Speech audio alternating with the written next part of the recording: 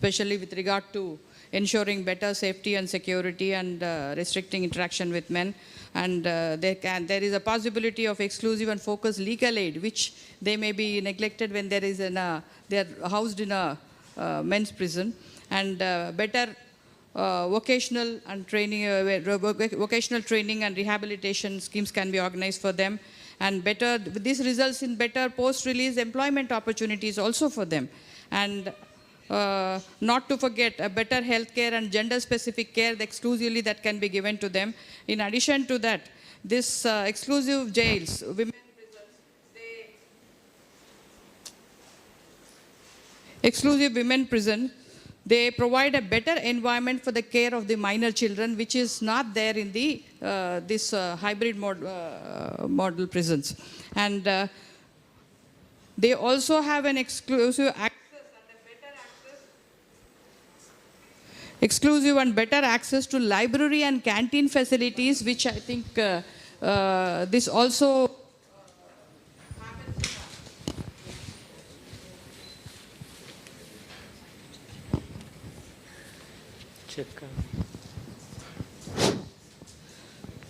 So these exclusive women prisons will also give them better access to libraries and canteen facilities and better privacy on interview facilities, as has been discussed.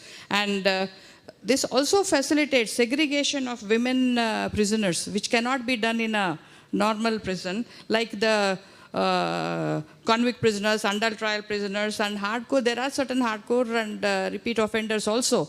And depending on their age and requirement, this segregation also can be addressed. And as far as the challenges are concerned, as many speakers and the delegates have observed, due to their distance and the small numbers, having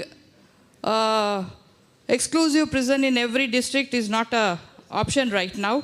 Definitely we can have 1 or 2 exclusive prisons in the state, and the hybrid model, wherever it's possible, having an exclusive women's enclosure where the entrance is different, and as one of the senior officers has also suggested, having all the facilities separate could be a good thing to begin with, because for 5-6 prisoners you cannot run a prison. So that becomes a very difficult issue. And in addition to this, women personnel, recruitment of women personnel. In Karnataka, we have 33% reservation for women personnel. In fact, we have the other way around. We have a lot of prison officials saying that we want less number of women, more men to be posted in the men prison. We are in that situation in Karnataka. So we have 33% women who are being recruited into the prison department. So as far as the distance, another challenge that was discussed was, because of exclusive prisons, there could be a possibility where the family members don't come. Yes, there is a solution, and e-Mulakat, which Tamil Nadu is doing, even in Karnataka we have that. We have the e-Mulakat system that bridges the gap and facilitate frequent interaction with children. And yes, of course, since their psychological needs have to be met, the social workers and psychologists have to be roped in. And with another important challenge, when we have exclusive women prisons away from their places of residencies, there could be a possibility of problems and delay in court production and other legal issues, because their advocates may not be coming and approaching them very frequently because they are in a faraway place. So this, to address this, we need to have we need to strengthen the legal aid services, and the intervention of NGOs have to be there.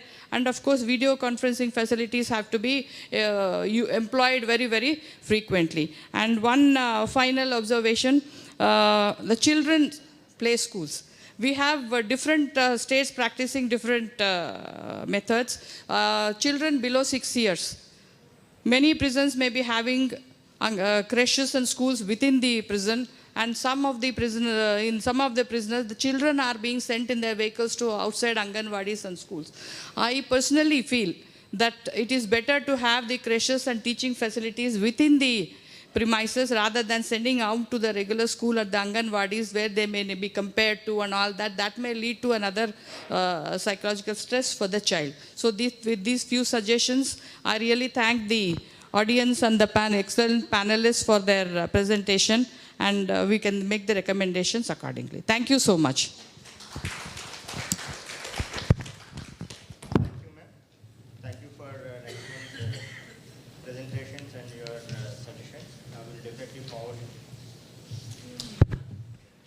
we'll sum it up and we'll forward it to our conference secretary for further action, ma'am. Now may I request Sri Kailan Rao, ADG presents Gujarat, to present memento as a token of respect and gratitude to the panelists.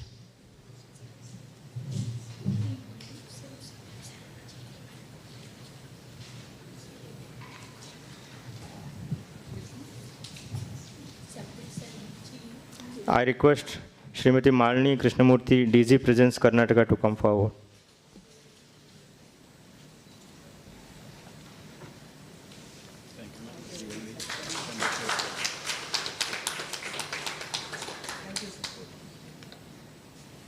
I request Srimati Pubali Gohain ma'am, IG presents Assam, to come forward.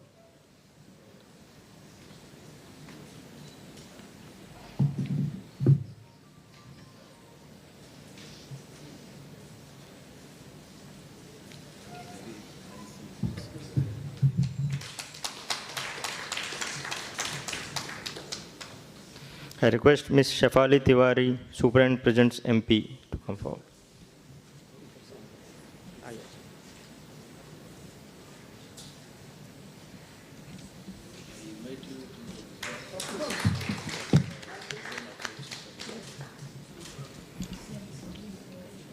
Shri Himanshu Shekhar, DYSP, Tihar, Delhi.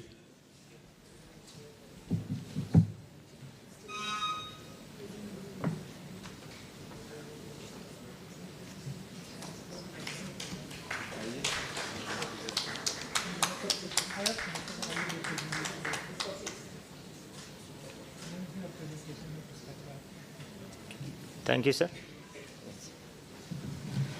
Thank you, ma'am. Now we'll take a quick tea break for 15 minutes and we will assemble at 11:55. I request all the delegates to be here by 11:55 so that we'll have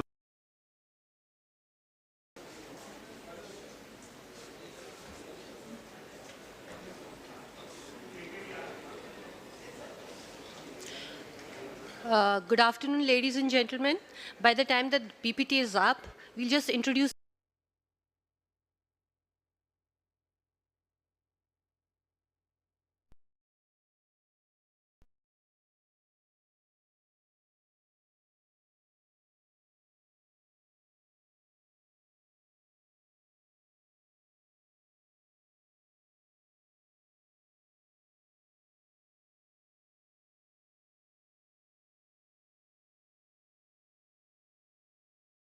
otherwise we'll go adrift. Our lives would go adrift. We would not know where the goal is, where we are headed.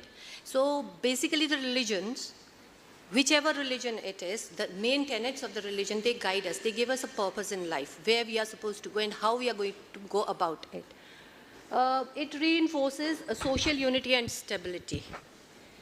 Prior to the coded law, when we didn't have the coded law, it was left to the religions to differentiate between good and bad, to differentiate between the good behavior, the good conduct, and the bad one. What is conducive for a social setup and what is not. So the religion has continued with that function of its. It hasn't ceased to perform that function. Even today, we keep telling people, ye paap hai, ye punya hai. Our thought process is guided by religion, most of it. Whenever we embark on some task or action or some thought process, we always weigh it out based on what we have learned from our respective religions. Whether it is a good thing to do or whether it's a bad thing to do, whether it's going to bear us good fruits or whether it's going to put us in trouble. So still, it performs the function of guiding us towards the right. Promoting physical and psychological well-being. I don't know, most of us must have experienced it, that whenever we think about religion or whenever we think about the Almighty, some kind of calm prevails. It soothes our passions, it soothes our anxieties, it helps us bring down the stress. So it helps us to address the psychological traumas or psychological problems we may be facing. It prepares us for the challenges of future life. Or it also helps us to address the issues which we may be facing in the present life. Or maybe it helps us to reflect on the past life, and more so for the prisoners. Because when they are inside the prison, they have ample time to deliberate on all these things. What they have passed through, what they have in future, or what they may be going through within the prisons. So the religion, again, it provides them that necessary support. What basically attracts inmates to religion? It is a common observation that when people are inside the prisons, they tend to move towards religion more. So what brings them or what attracts them to the religion? Basically, it's been a few things, a few pointers have been listed there. It's their desire to improve their own self-concept. It's the guilt of having wrongdoing. It's the remorse they feel that they have committed some kind of a crime or a sins, and then they want to atone for their sins. It's the pain they feel arising out of the situations which they are in, their lives are, their families are, and what their prospects in future are. So whatever pain emanates from these circumstances, religion basically helps reduce that somehow. In a recent report on prisons, it is recorded that jails in several states are overcrowded. Studies of prison worldwide indicate that often the closed environment of prisons becomes breeding ground for running extortion rackets, hatching conspiracies, and centers of radicalization. This is basically a problem for the authorities, the jail authorities. We are the ones who are supposed to be dealing with these things. So what kind of a role can the religion play here? The religion basically works on the individuals, even on the groups.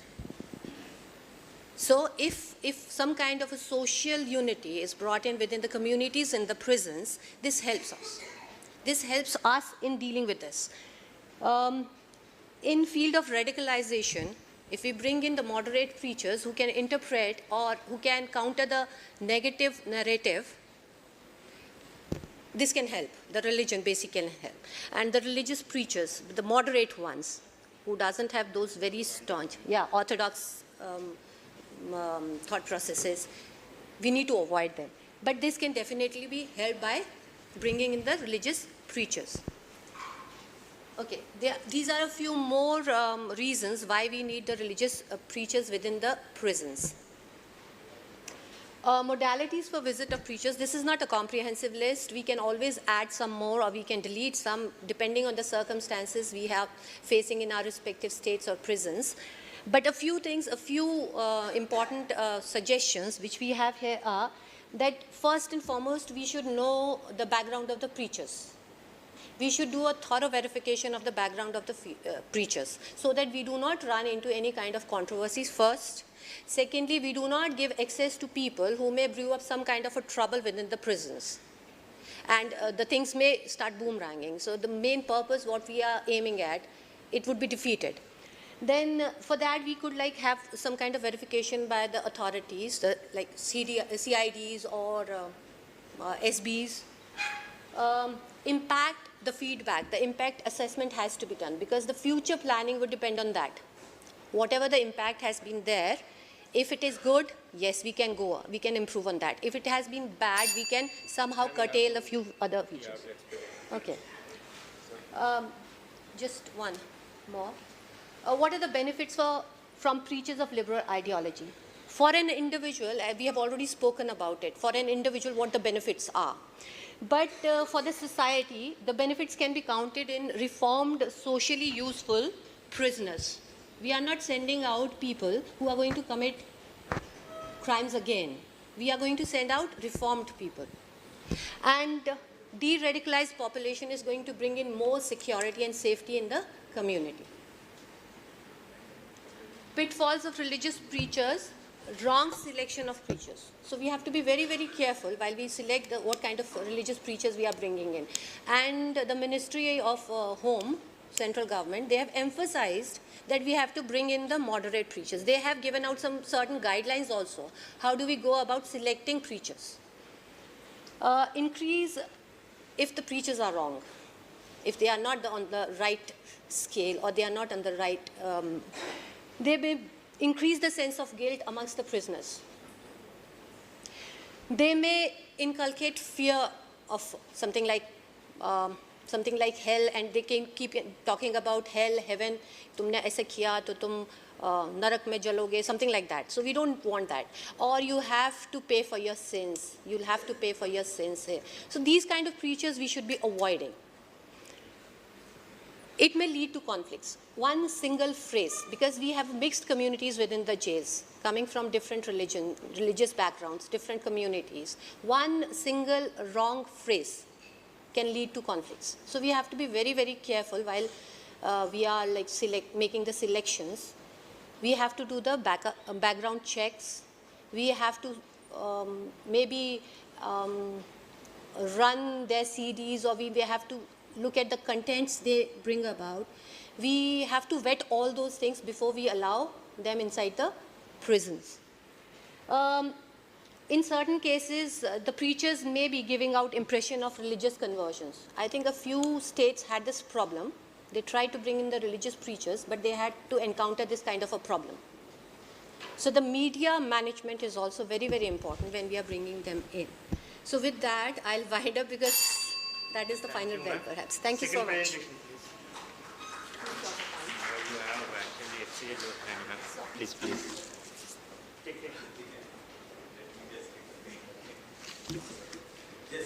Sir, please.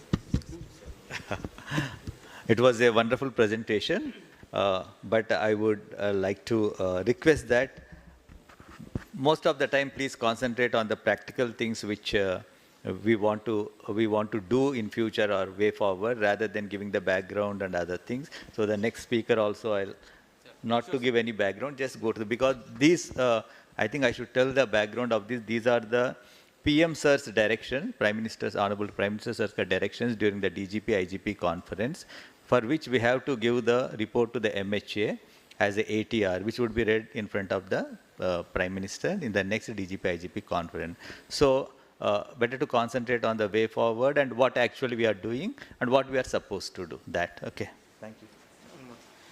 One more announcement. I request all the groups to share their presentation in the WhatsApp group so that everybody can see leisurely later on.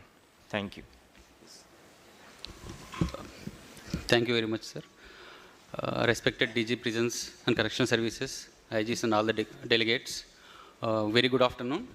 Our topic is support to poor prisoners. Actually, it started during the budget year 23-24, reaching last mile. So when they mentioned about this concept of how to support poor prisoners by paying fines or making them eligible for bail. So already for the last 3 months, some of our delegates were part of these deliberations on this concept, and SOP already issued in June by Union Home Ministry, and it was reached to all the states and union territories. I just want to throw light on that SOP quickly.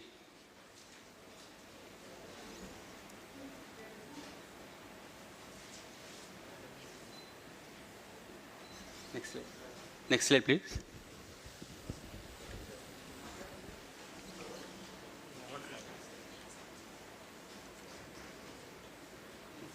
Thank you. So, as per the SOP, NCRB is designated as a central nodal agency, and both empowered committees and oversight committees has to be formed immediately, and they have given mandate of how to help the needy prisoners. In the oversight committee, we have Principal Secretary Home and DG Prisons and secretaries, and it is the as a prisons is a state subject. All the states are supposed to notify these committees. Then only it will be put into action. And for unadult prisoners, up to 40,000 rupees bail conditions can be made by the District Legal Service Authority. Above 40,000 rupees, it has to be recommended to the oversight committee. And for convict prisoners, up to 25,000 rupees can be recommended by DLSA. and above 25,000 rupees again by oversight committee. Our humble request is again to the state DGs and IGs for states and union territories is to ensure speedy implementation of these two committees so that the money can be accessed by the district collectors and the needy prisoners can be helped. And one more suggestion is to take the help of NGOs so that the proper assessment is done regarding the financial status of the needy prisoners. And when you look at the exceptions, the offenders of Prevention of Corruption Act, Money Laundering Act, NDPS and unlawful activities and any other acts is suggested by the SOP. But our field experience is many of the NDPS offenders, they require our support because most of them are couriers and they're from very poor background. So maybe after 6 months or 1 year, we may relook at the exceptions. And already one standard example is there from Andhra Pradesh. Since 2015, they have a concept of Chayuta. There is a corpus fund from the head office level to help the needy prisoners. So we can look at that best practice and ensure that this is immediately implemented. And many of our officers who work at the field level, we know since many years we spend out from our own pockets when we look at the prisoners who are not released because of lack of payment of fines or lack of bail amount. So this is the best opportunity from central government, government of India. We are ready to give money so that prisoners are helped. So let us use this opportunity to systematically implement this project and get the desired results. Thank you very much, all of the delegates from Madhya Pradesh, Jammu Kashmir, Telangana, Delhi, and Bihar to actively participate in the delegations. Thank you very much. 5 minutes. We are happy here. I request Syndicate Group 3 to present their deliberations.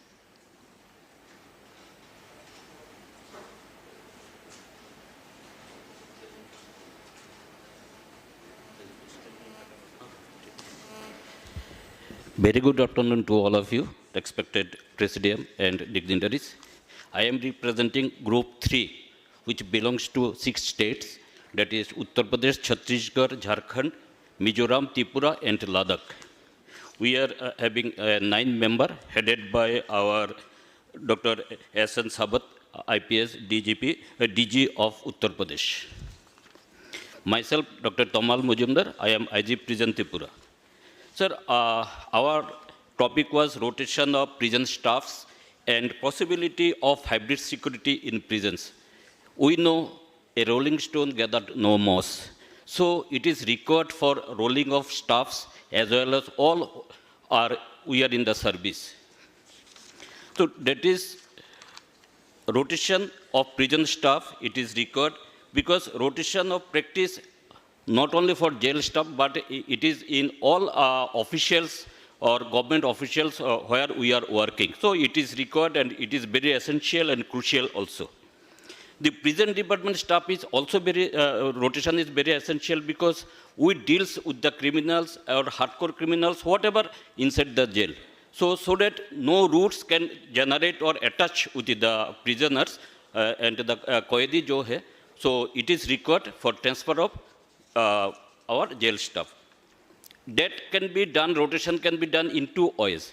One is internal rotation and another is external rotation within the jail and outside the jail or within the district, within the states. So many states have policy for rotation. Many states do not have specific policy. Even some states have policy, even they are not being implemented in time or in toto. So the Uttar Pradesh has a policy for rotation of jail staff for superintendent, deputy superintendent for 3 years. Okay, PPT is not working. And for warder and head warder or jailers for 7 years. And 20% of staff should be transferred or rotated. But in Jharkhand, they have a policy for 3 years of rotation, but it is not been implemented properly or in toto. In other states, like our state, Tripura, Chhattisgarh, and Mizoram, they do not have any specific policy, though we feel it is required, but do not have any policy. Internal rotation of staff, mainly, it is very required.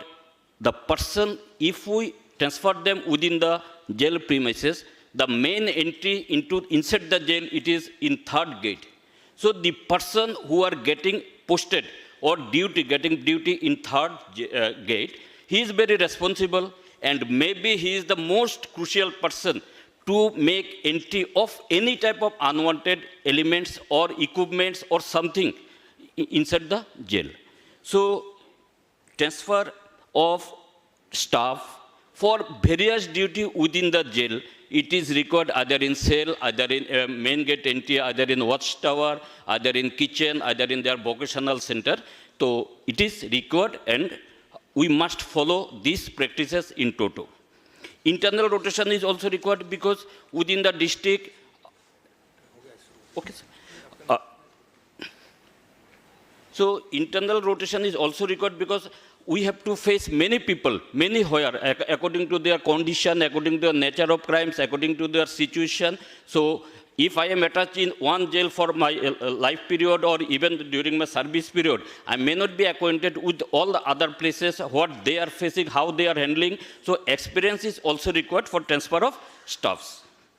Internal rotation, almost it is uniform service, the person who are in uniform service, so it is required. Rotation should be done. We are doing it manually through computers, but it should be checked also whether it is following as per toto or not. And internal rotation also, there should not be any flexibility regarding rotation.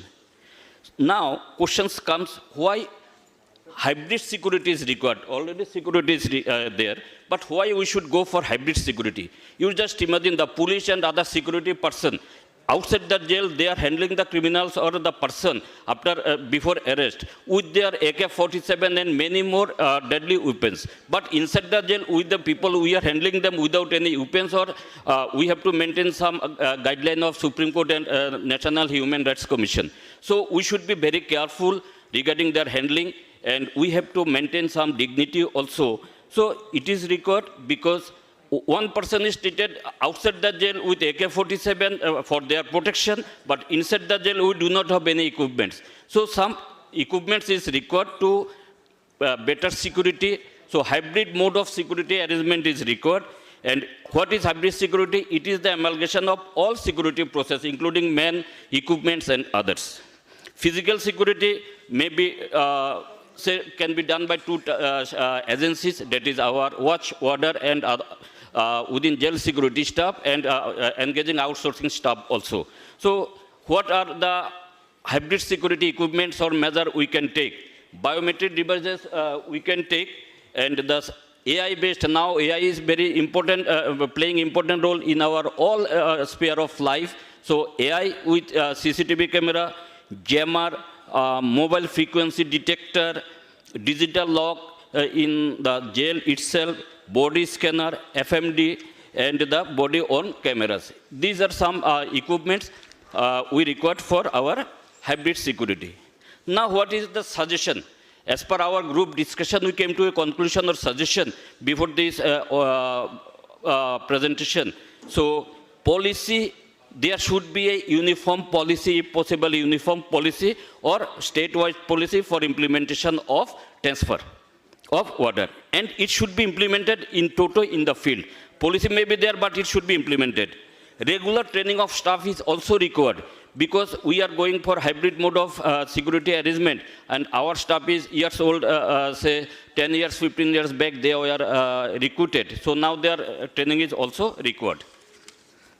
And what are the challenges we may face during this process?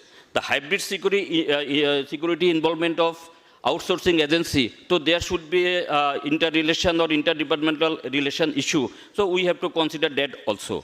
Command will be in our hand, though we will be engaging outsourcing agencies, so command should be within our hand.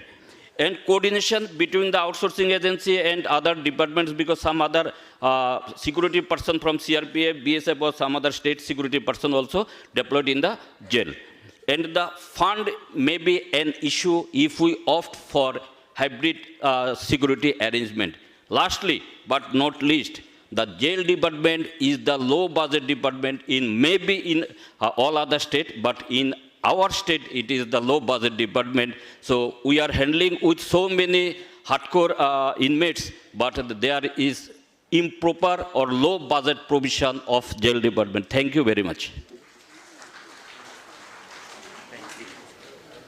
I request Syndicate Group 4.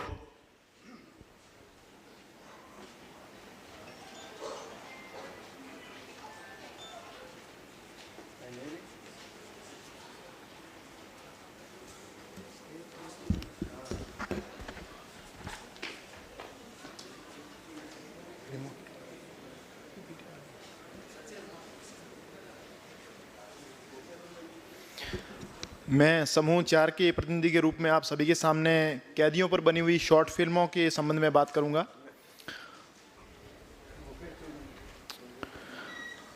Cinema आरंभ से ही अभिव्यक्ति का एक प्रभावी माध्यम रहा है, क्योंकि विजुअल मेमोरी जो है मानव मस्तिष्क पे ऊपर एक गहरा असर डालती है।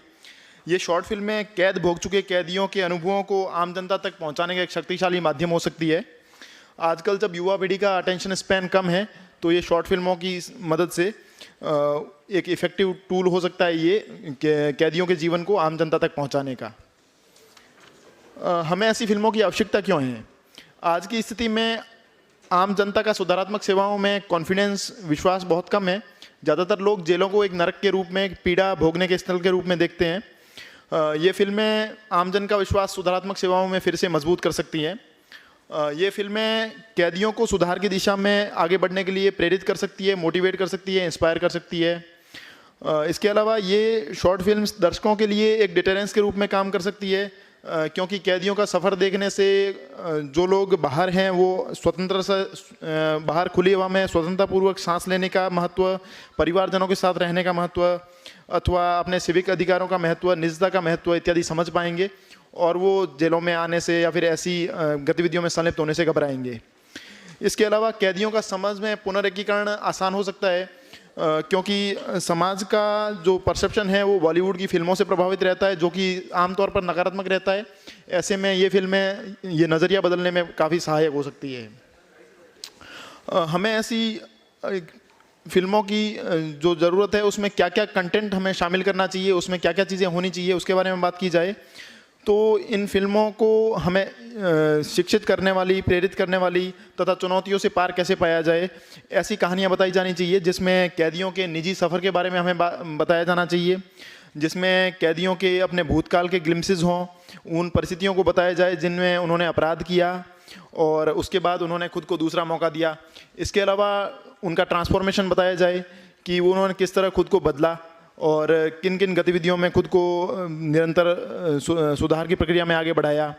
और इसमें आशा और रेजिलियंस अर्थात प्रतिस्कंदन, कैदियों के रिफॉर्मेशन के ऊपर बनी फिल्मों में आशा, बदलाव की ज़रूरत और रेजिलियंस जैसी वैल्यूज़ को बढ़ाया चढ़ाकर बताया जाए। इसके अलावा पश्चाताप की भावनाएं उसमें दिखाई जाए, दूसरे अपराधियों और आम जनता में इससे डिटरेंस पैदा होगा।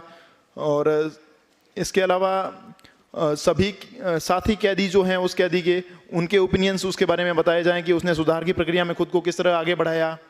और इसके अलावा कैदी के परिवारजनों का परसेप्शन उसमें दिखाया जाए, उनका क्या नज़रिया है।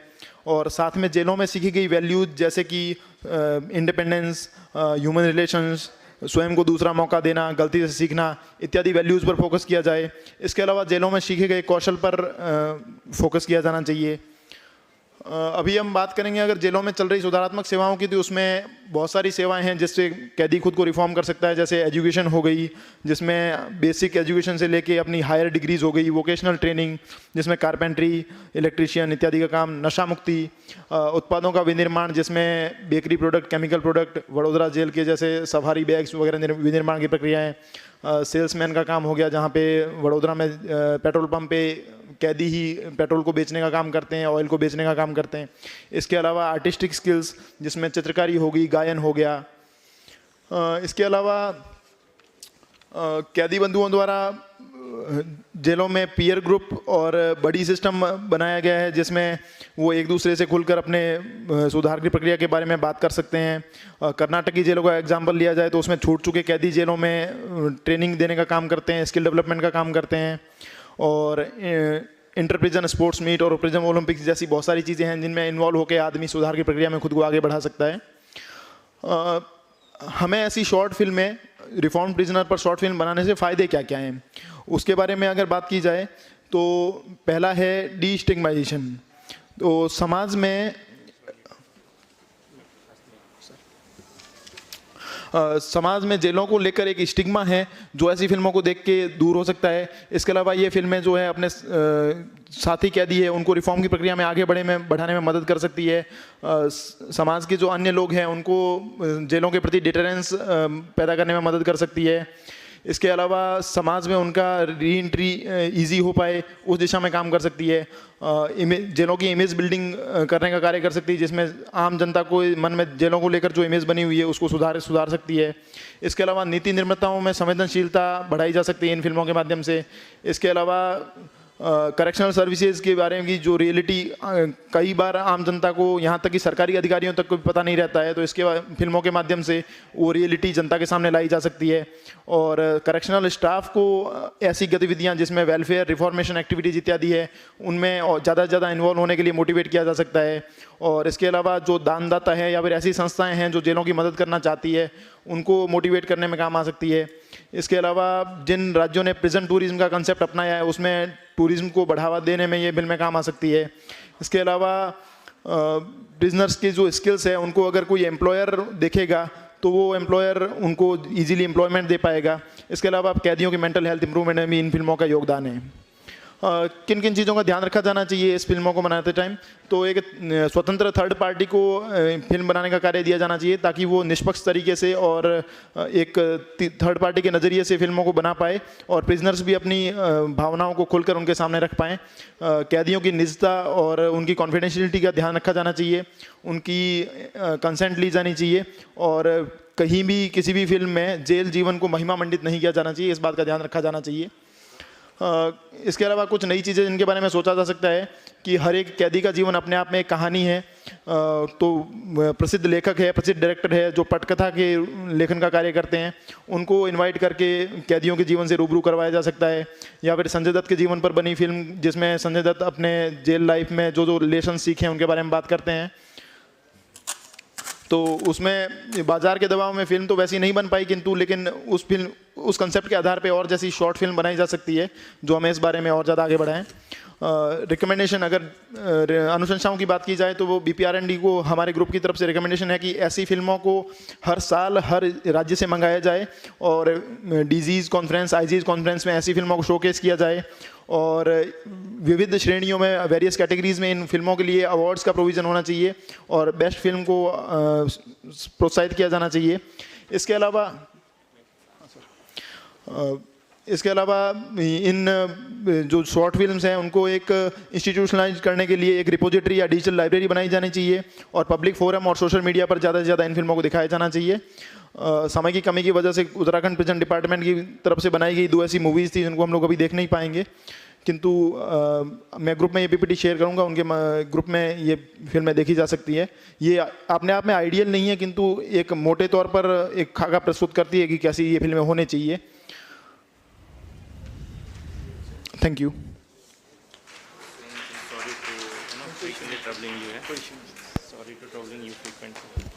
Now I request Syndicate Group 5 to give their deliberations.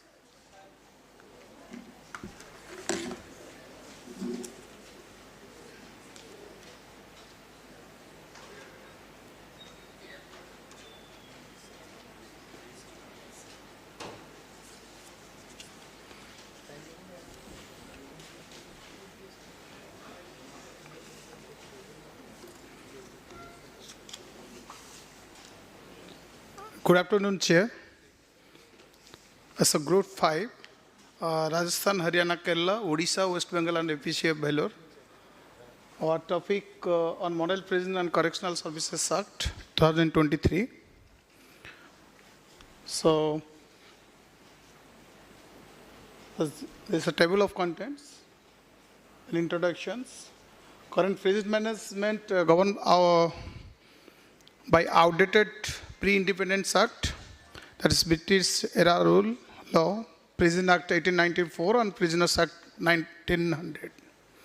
Evolution of reformation and rehabilitation ideology demands modernization of prison laws. So outdated colonial act no longer suitable for contemporary needs. Necessity for a progressive and robust act aligned with modern correctional ideology. So what are the objectives for forming this act? So it's a holistic approach to prison administration, addressing issues like unauthorized mobile phone use in jails or other contrabands also, incorporating scientific and technological advancements in prison management, provisions for high security prisons, protecting society from criminal activities within prisons, focus on vocational training and skill development of inmates, reintegration of prisoners into society, an emphasis on reformation and rehabilitation. So overall objectives. Why incorporating? Was the existing laws as old? So this new act incorporates relevant provisions from not only Prisons Act and Prisoners Act, but also Transfer of Prisons Act 1950, ensuring the unified and updated legal frameworks.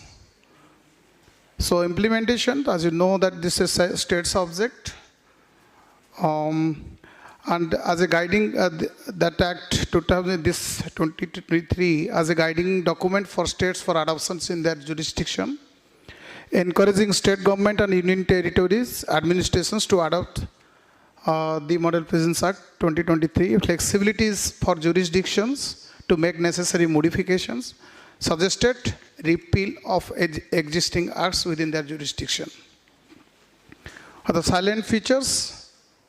So this new legislation aims to bring prison administration that's expecting in India in line with contemporary international standards, emphasizing rehabilitations and addressing modern challenges in the correctional system.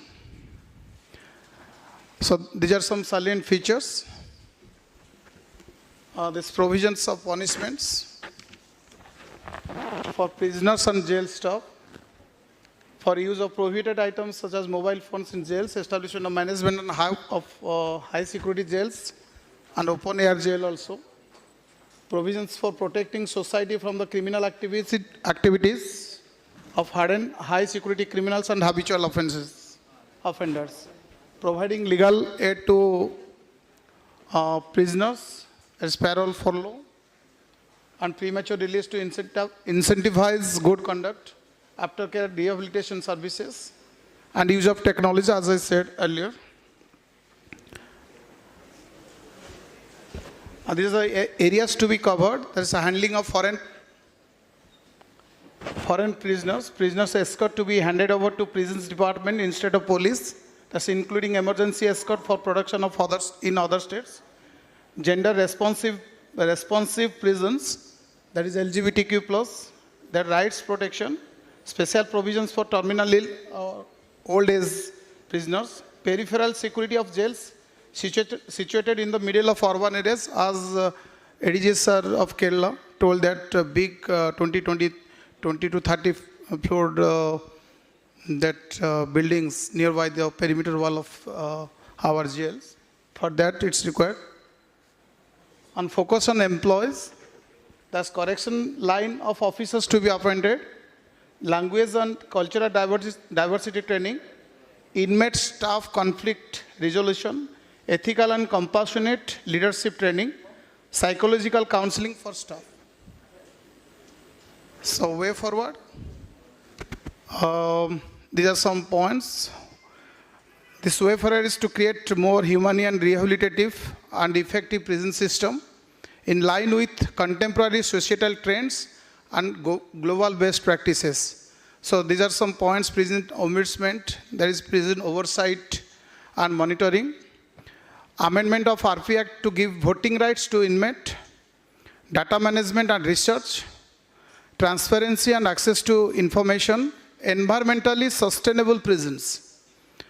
And next, family and community engagement, drug rehabilitation programs, non-custodial alternatives, inmate participations in decision making, restraint on solitary confinement, indigenous inmates, re-entry employment programs, Other is I think last one though, youth offender diversion programs, inmate entrepreneurship programs, prison transparency and reporting, victim offender mediation, digital literacy and access, community reintegration planning, whistleblower protections. It's a very important one.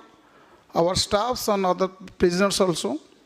Restorative justice circles, inmate re-entry records, social reintegration support centers, family reunification support, inmate feedback committees, inmate reintegration awards, resettlement planning, probation of officers to be a part of correctional services, and the new model prison manual required to be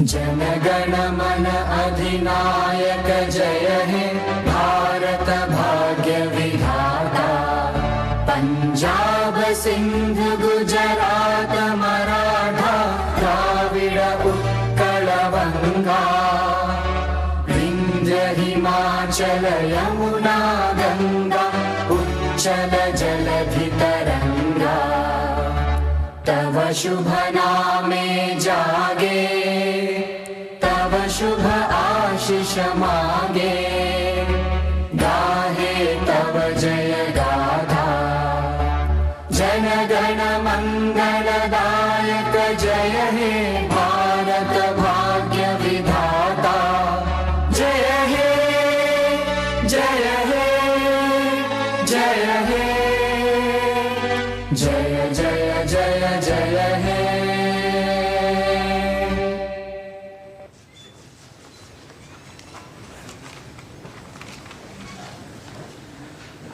I request Sri Balaji Srivastava Garu, IPS, Director General BPR&D, to kindly welcome the Chief Guest by presenting a planter.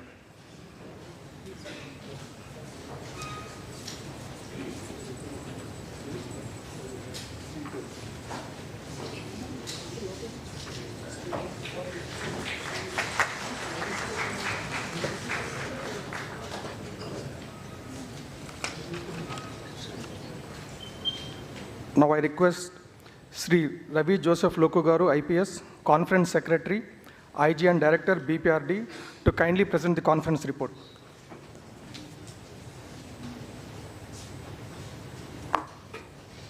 Sir, with your permission. His Excellency, Honorable Governor of Andhra Pradesh, Sri S. Abdul Nazir ji, Honorable Minister of Home Affairs and Disaster Management, Andhra Pradesh, Srimati Thaneti Vanitha Garu, Director General of BPR&D, Sri Balaji Srivastava, Director General of Prison Administration and Principal Secretary Home, Government of Andhra Pradesh, Sri Harish Kumar Gupta, Dr. Srinivasa Rao, IG Prisons, Andhra Pradesh Government. Sir, it is my pleasure to submit the report of the 8th National Conference of Heads of Prisons of all the states and the Union Territories. This conference has been inaugurated by the Honorable Minister of State, Home Affairs, Government of India on 11th September 2023. This is a 2-day conference attended by the chiefs of the prisons and the correctional services of the states and the Union Territories, and it is a biennial conference. As per the provisions of the Constitution of India, prisons, persons detained therein is a state subject. The responsibility of the prison management and prisoners' administration solely vests with the state government, who alone are competent to make appropriate legislative provisions in this regard. Hence, BPR&D takes this opportunity of bringing all the heads of the prison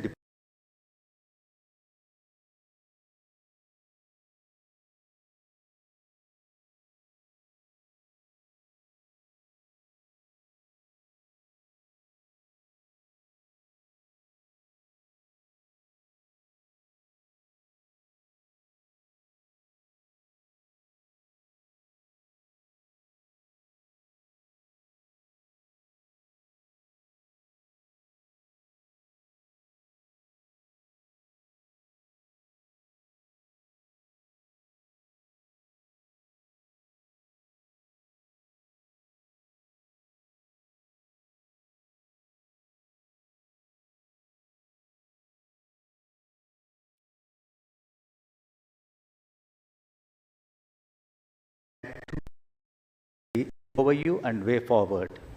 Technology in correctional administration, overcrowding in prisons and alternative to incarceration, women and children in prison, exclusive women prison, its merits and challenges.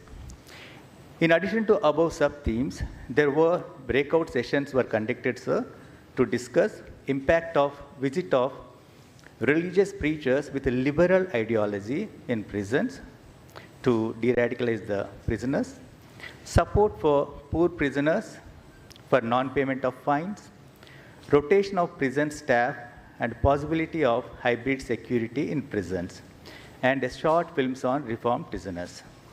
Sir, there are approximately 100 delegates attending this conference that include DG, ADG, IG, DIG, SP rank officers. Each session was chaired by the DG rank officer and moderated by ADG rank officer.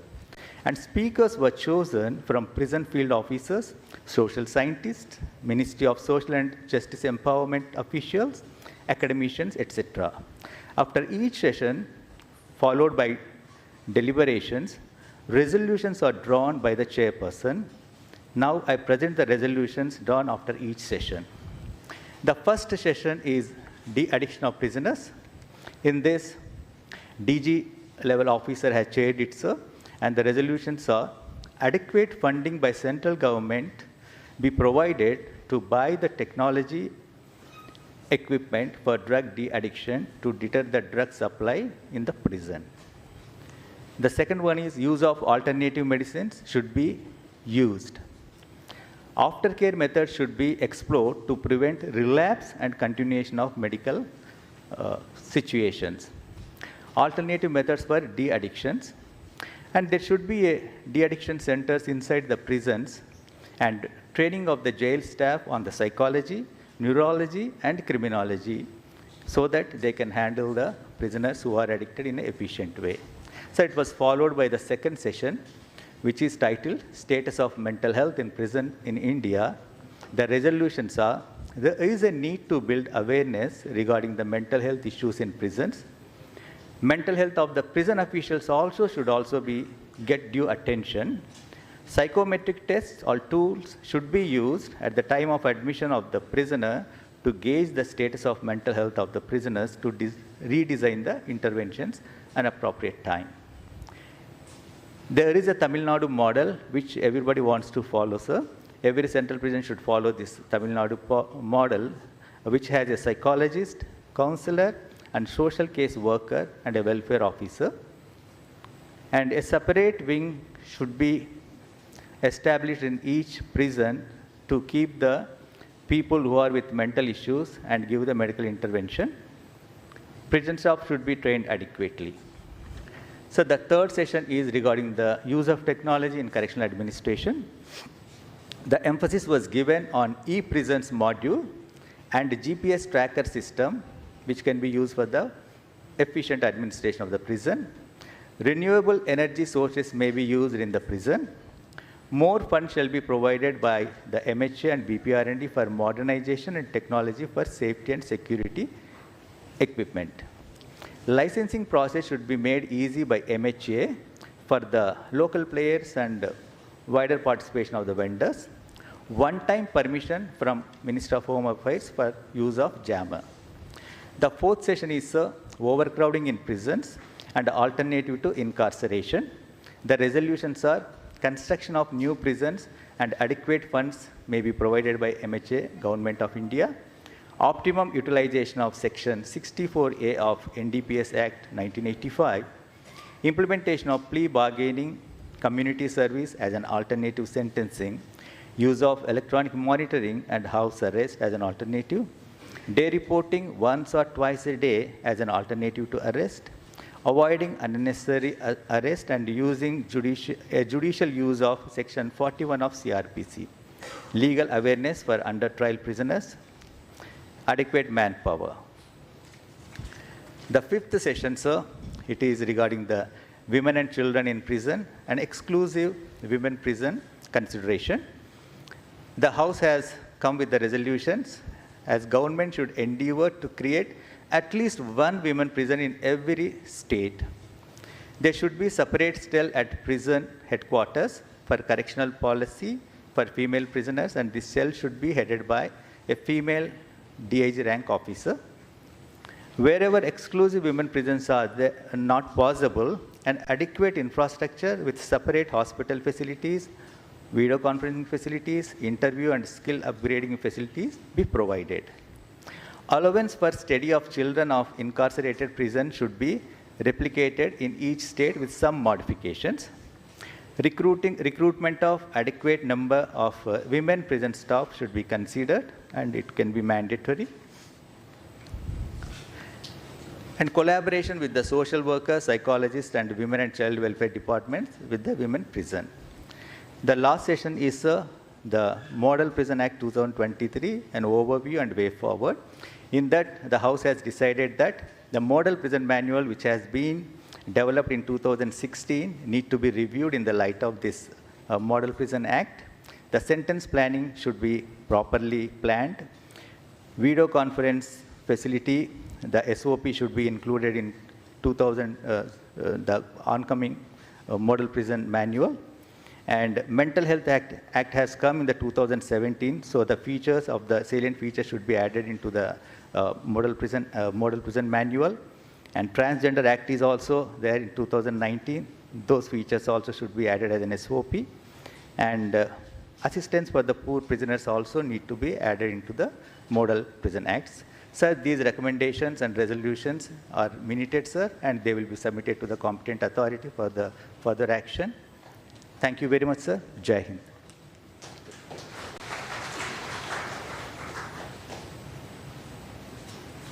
Now I request the Director General, Bureau of Police Research and Development to kindly present the welcome address.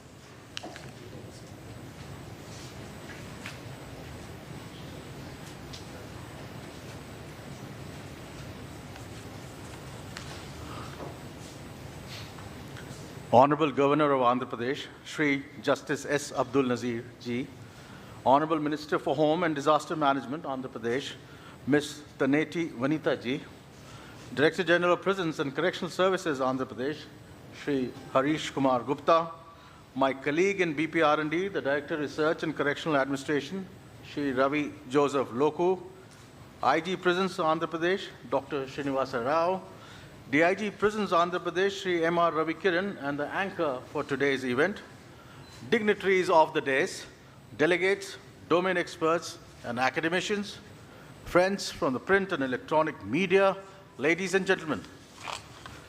It gives me great pleasure to welcome you all for the valedictory function of the 8th National Conference of Heads of Prisons of all states and UTs at Visakhapatnam. At the outset, I would like to express my heartfelt gratitude for the gracious presence of the Honorable Governor of Andhra Pradesh, Shri Justice S. Abdul Nazir Ji, on this occasion. An eminent jurist, he practiced for 20 years at the Karnataka High Court and other courts in Karnataka before being elevated to the Honorable Supreme Court, where he authored a large number of judgments during his tenure of almost 6 years. Shri Justice Nazir was also part of the 2017 landmark ruling that held that the right to privacy be a fundamental right. He assumed the coveted charge of the governor of this beautiful state of Andhra Pradesh on the 24th of February this year. Sir, we are indeed grateful to you for being with us this afternoon, despite your very, very hectic schedule, and on our humble request to grace the valedictory function of this 8th National Conference of Heads of Prisons, and also address the delegates who have gathered here from across the country. Sir, in 1995, the Ministry of Home Affairs, Government of India, identified my bureau, the Bureau of Police Research and Development, as the nodal agency at the national level in the field of correctional administration. The BPR&D is committed to prison reforms, capacity building, research, assimilation, and dissemination of various inputs that are related to correctional administration. Sir, the BPR&D biennially organizes these national conferences of heads of prisons. The main objective of this national event is to provide a common platform to various stakeholders to discuss the best practices, innovations, policy imperatives, capacity building activities, and curriculum reforms of the prisons and correctional administration across the country. Sir, based on the deliberations of the previous prison conferences, many, many implementable outcomes have been achieved. I would like to briefly enumerate some of them. 1, sharing of best practices in reformation and rehabilitation of prisoners. 2, various technological interventions that have been adopted by different prison departments in security-related aspects. 3, the compilation of a compendium of security equipment which are used in prisons. 4th, the preparation of 52 prison training manuals which have been shared with all the stakeholders. The drafting of the Model Prisons and Correctional Services Act 2023 under the aegis of the Ministry of Home Affairs, Government of India, and its subsequent circulation among the states and UTs for commensurate action at their end. The conceptualization of a decadal roadmap, sir, 2023 to 33, for prison administration, which has also been since shared with all the stakeholders.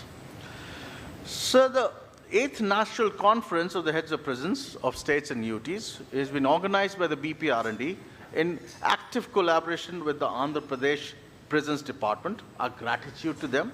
And the theme that we have given to ourselves is Prisons and Correctional Services in Amrit Kal.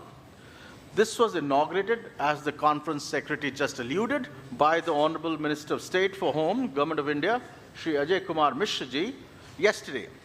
Sir, in his address, while taking forward the vision of the Honorable Union Home and Cooperation Minister, Shri Amit Shah Ji, on prison reforms and the impact on internal security, he very nicely alluded to some very pertinent observations, including the modernization of the prisons with the use of the latest technology, the drafting of the New Prisons Act, revisiting the 2016 Prison Manual, and enhanced budgetary support.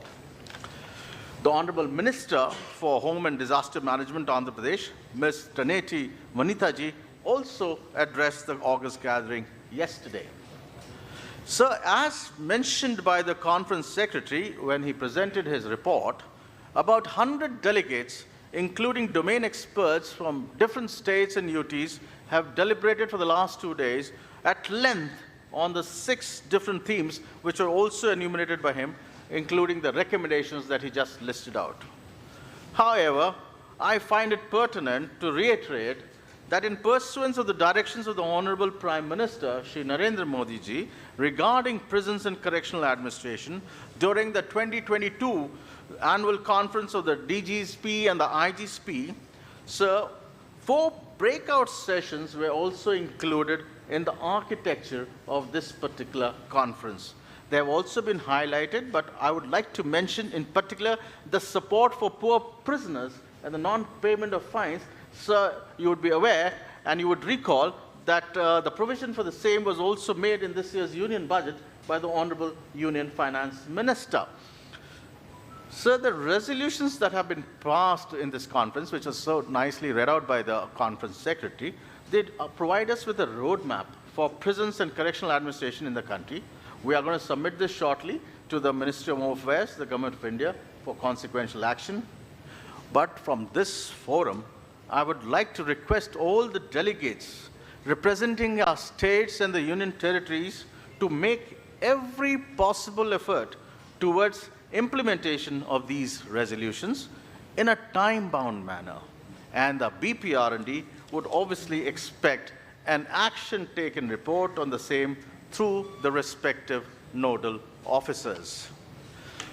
I once again express my sincere gratitude to the Honorable Governor of Andhra Pradesh, Shri Justice S. Abdul Nazir ji, for his auspicious presence in this valedictory session of the 8th National Conference of the Heads of Prisons. Sir, this has not only boosted our enthusiasm, but has also raised the significance of this 2-day event manifold. It also manifests your avid interest in the issues pertaining to the prisons and correctional administration. I'm also grateful to the Honorable Minister for Home and Disaster Management, Government of Andhra Pradesh, Ms. Taneti Vanitha ji, for her very kind presence. I wholeheartedly extend my gratitude to all the moderators, to all our speakers, to all our delegates gathered here from all the corners of the country. And in success, a big, big thank you and Jai Hind.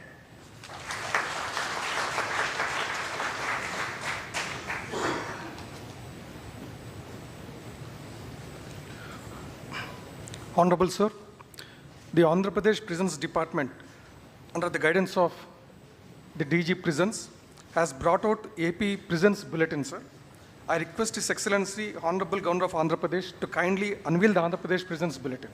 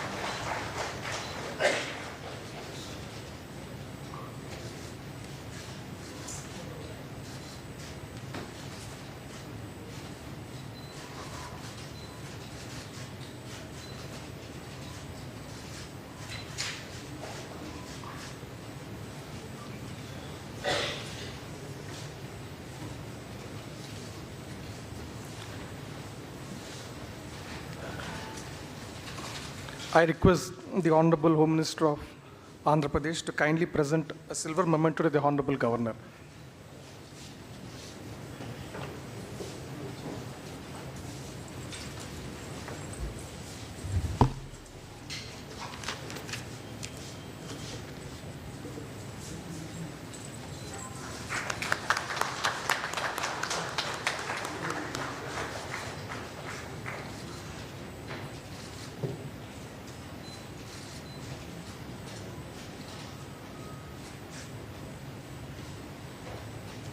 Now I request the Director General BPRND to present a memento to His Excellency the Governor of Andhra Pradesh.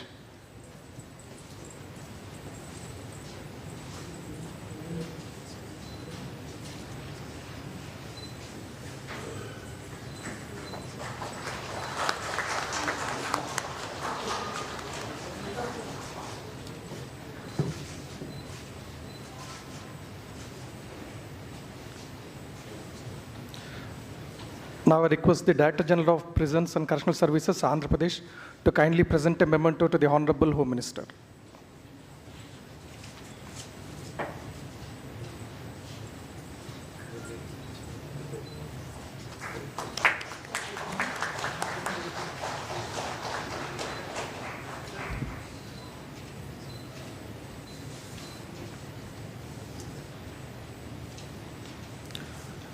Ladies and gentlemen, we very rarely get this kind of opportunity to listen to the words of a great personality, His Excellency, the Honorable Governor of Andhra Pradesh.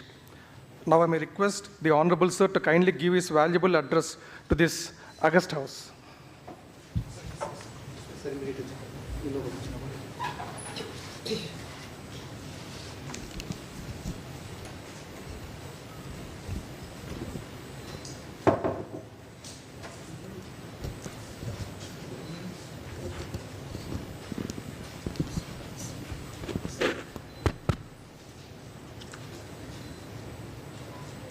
Srimati Taneti Vanita, Minister of Home and Disaster Management, Andhra Pradesh. Shri Balaji Srivastava, Director General, Bureau of Police Research and Development, New Delhi. Shri Harish Kumar Gupta, Principal Secretary, Home Department and Director General of Prisons and Correctional Services, Andhra Pradesh. Other dignitaries on the dais, heads of the prisons of various states and union territories, distinguished delegates, invitees, ladies and gentlemen, members of the media, I extend my warm greetings to you all. It gives me immense pleasure to be here today amidst you all on the occasion of valedictory session of the 8th National Conference of Heads of Prisons of all states and union territories on the theme of Prisons and Correctional Services in Amrit Kal, organized jointly by Bureau of Police Research and Development, New Delhi, and Andhra Pradesh Prisons Department.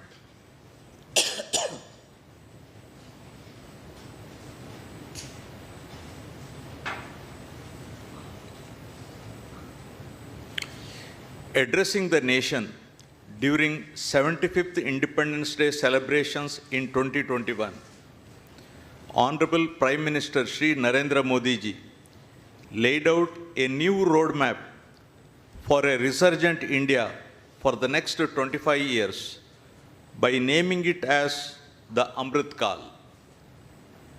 The Prime Minister called this period as a culmination of hard work, sacrifice, and austerity, and said that this is a period of 25 years to get back what our society has lost in hundreds of years.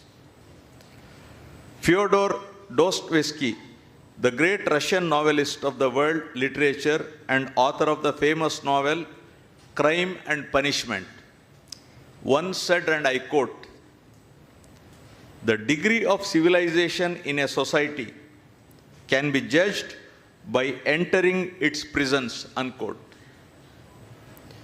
The Oxford English Dictionary defines a prison as a place properly arranged and equipped for the reception of persons who by legal process are committed to it for safe custody while awaiting trial and punishment.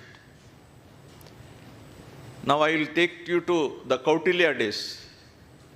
According to Kautilya's Arthashastra, prison was merely a holding place for people between two phases of judicial process, sentencing and implementing punishment, and not a penalty in itself. For all but gravest offences, the accused was offered an alternative between a punishment and a monetary equivalent. Imprisonment does not figure as a punishment in the list of penalties prescribed by the Arthashastra. However, it is noteworthy that most of the sections of Arthashastra regarding prisons focus on the prisoner's welfare, such as men and women were to be detained separately, wells, latrines, and bathing facilities were to be built, and the prisoners were to be protected from fire and venomous creatures. Fines are imposed on guards who tortured and tormented the prisoners in any way. The same fine or punishment is imposed if guard binds the prisoner and anyone who ordered such actions. There were also severe fines for outraging the modesty of women prisoners. On special occasions such as the birth of a prince, the heir's coronation, conquest of a new territory, etc., all the prisoners were to be released. These key features of prison administration found in Kautilya's Arthashastra highlight the fact that basic human rights are granted to all the prisoners, and importance is given to the safety and health of detainees in a striking resemblance to the prison reforms advocated today. Here I am reminded of Elizabeth Fry, an English prison and social reformer, who said, and I quote, "Punishment is not for revenge. Punishment is not for revenge, but to lessen the crime and reform the criminal. Punishment is not for revenge, but to lessen the crime and reform the criminal," unquote. The British reformer John Howard toured Europe to observe prison conditions, and in his book, The State of Prisons in England and Wales, written in 1777, influenced the passage of a law that led to the construction of the first British prisons designed partly for reform. These prisons attempted to make their inmates feel penitent and became known as penitentiaries. That is, sorry for doing wrong. Penitent means. As you are all aware, the contemporary prison administration in India is a legacy of British rule. Lord Macaulay, while presenting a note to the Legislative Council in India on December 21, 1835, for the first time pointed out the terrible inhuman conditions prevalent in Indian prisons, and he termed it as shocking to humanity. After prolonged deliberations and recommendations of several commissions of inquiry, the Prisons Act of 1894 came into existence, which is the current law governing management and administration of prisons in India. It has remained in force for over 129 years, including 76 years after our independence. It has hardly undergone any substantial change during all these years, despite of new thinking having emerged in respect of objectives, management, and administration of prisons. The Supreme Court Committee on Prison Reforms, constituted in 2018, headed by Justice Amitava Roy, in its report submitted to the court in December 2022, has addressed pressing concerns within the jails of violence between inmates, unnatural deaths of prisoners, concept of semi-open and open jails, and vacancies in prison staff and correctional administration. The report also dealt with less explored themes of psychological aspects of women prisoners, separate infrastructure including toilets for transgender prisoners, need for medical facilities for sick and old prisoners, and treatment for death row convicts.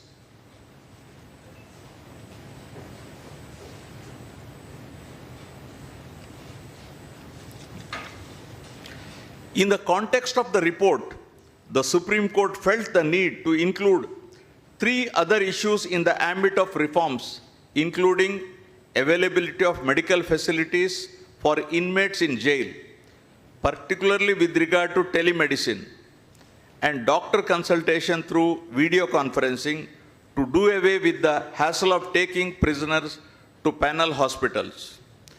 The other issue is related to occasional training for prisoners to enable their reintegration into the society, and lastly, with family members. The Supreme Court also flagged the issue of replanning and relocation of jails by shifting them out of the city. The Model Prisons Act 2023, prepared by the Ministry of Home Affairs, is going to replace the British era law, the Prisons Act 1894. The new law is expected to overhaul the prison administration and focus on reformation and rehabilitation of inmates. The provisions of Prisons Act of 1900 and the Transfer of Prisoners Act of 1950 have also been assimilated into the Model Prisons Act 2023 and is expected to bring the much needed reforms to the Indian prison administration system and align it with international conventions and standards. The Model Prisons Act 2023 also addresses various suggestions and recommendations made by Justice Mulla Committee of 1983, Justice B.R. Krishnayar Committee on Women Prisoners of 1987, the Committee of the Director General of Bureau of Police Research Development of 2005. I hope the two-day conference offered an opportunity to participants to share their views and knowledge on prison administration and prison reforms, and they had an enlightened discussion on various issues concerning development of prisons and improvement of their conditions. I find the themes chosen for deliberation during the conference as very comprehensive in nature and focusing more on the prison reforms and administration in a holistic way. I was informed that the conference has deliberated on the use of technology in correctional administration. The profound impact of technology in the realm of correctional administration is a paradigm shift and will certainly usher in a new era of enhanced security, efficiency, and rehabilitation. The critical issue of mental health of inmates requires more focus, and every individual, regardless of their circumstances, deserves access to proper mental health care. The challenge of overcrowding in prisons and the pursuit of alternative forms of incarceration is important for reforms in prison administration. According to the available data, the prisons in India are overcrowded to the extent of 129%. This is overall, but in some places like Delhi, it is 200-300%. In this context, it is important to explore alternative incarceration methods such as community-based programs and restorative justice initiatives. Another important issue that was discussed during the conference relates to conditions of women inmates and children.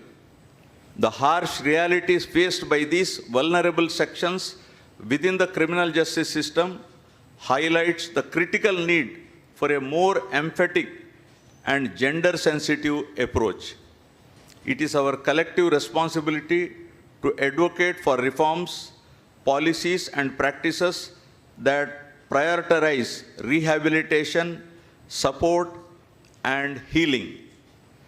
De-addiction programs in correctional administration is another critical issue for prison reforms. The power of intervention and the treatment programs offer a hope and possibility of a new beginning for them.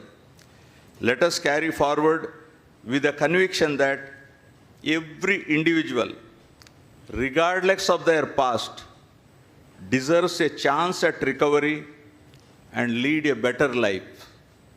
Prison reforms and innovative interventions will certainly give a new path for correctional administration. I am pleased to note that Bureau of Police Research and Development has contributed enormously to improving prison administration in the country by organizing conferences and seminars on various aspects of correctional administration with modern approach and to find solutions to the persisting problems in correctional administration. The key role played by them in the capacity building of the police and prison personnel is appreciable. I am glad to know that the Andhra Pradesh Prisons Department stands as a model to other states in the country, as it is first state to introduce virtual production of inmates before the courts through video conference. The department has also taken several steps in prison administration by extending free corporate medical facility to prisoners under YSR Arogya Shri scheme, technological interventions, skill development programs for inmates, etc., thus making a positive impact on the well-being of inmates and improving quality of prison environment. Before concluding, I once again quote Fyodor Dostoevsky, who said, and I quote, "The best way to keep a prisoner from escaping is to make sure he never knows he is in prison."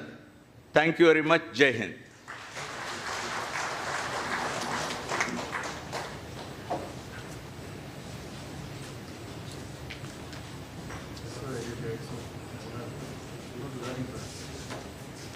Thank you, sir. It is a valuable and inspiring message and very informative. Now I request the Director General of Prisons and Correctional Services to kindly give the vote of thanks.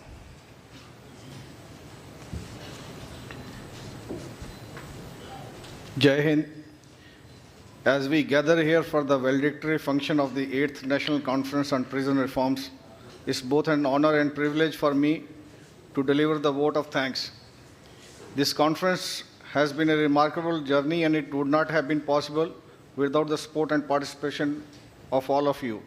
First and foremost, I would like to extend our deepest gratitude and thanks to our chief guest, His Excellency the Honorable Governor of Andhra Pradesh, Shri Justice Abdul Nazir Garu, for gracing this occasion with his presence. Sir, your commitment to the cause of prison reforms is truly inspiring, and your valuable insights during your address has enriched this conference. Your presence here has made this conference truly special. The thread of your address running across different beats of prison reforms gives to all of us a platform to work more resolutely towards a better prison administration, and thereby creating more positive ecosystem for reformation of prisoners and upholding their dignity. As a nation, as we are transcending from punitive to reformative approach, your insights will be guiding light for all of us to frame appropriate policies and implement them effectively on the ground. I also extend our gratitude and thanks to Honorable Home Minister of Andhra Pradesh, Srimati Tanita Vanita Garu, for her valuable address during the inaugural session and valedictory session of this conference. She has been very supportive of the issues relating to prison reforms and has given to all of us very good suggestions for implementation. We will incorporate the suggestions in the deliberations of this conference, ma'am.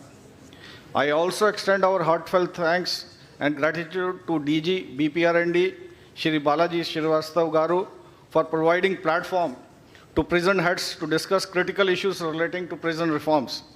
Lot of deep insights were shared during this 2 days conference, and this would not have been possible without your support.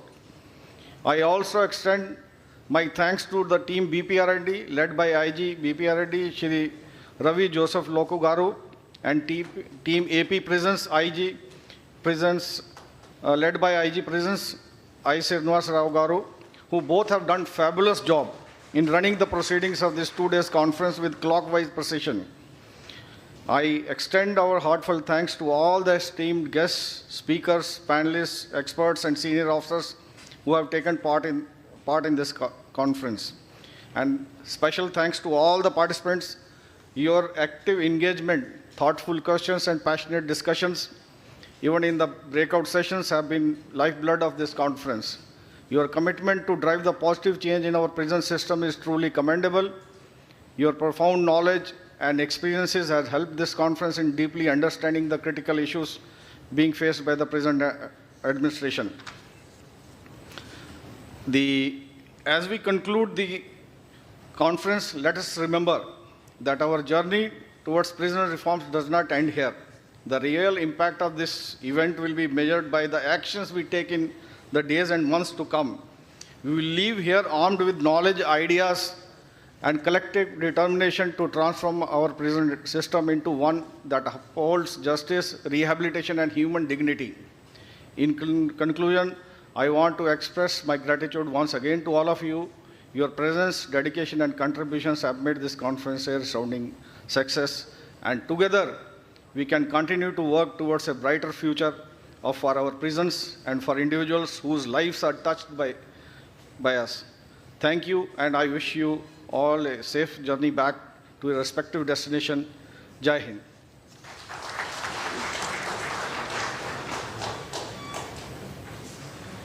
The program is coming to an end. I request all the dignitaries on the dais, and delegates to please rise for the national anthem.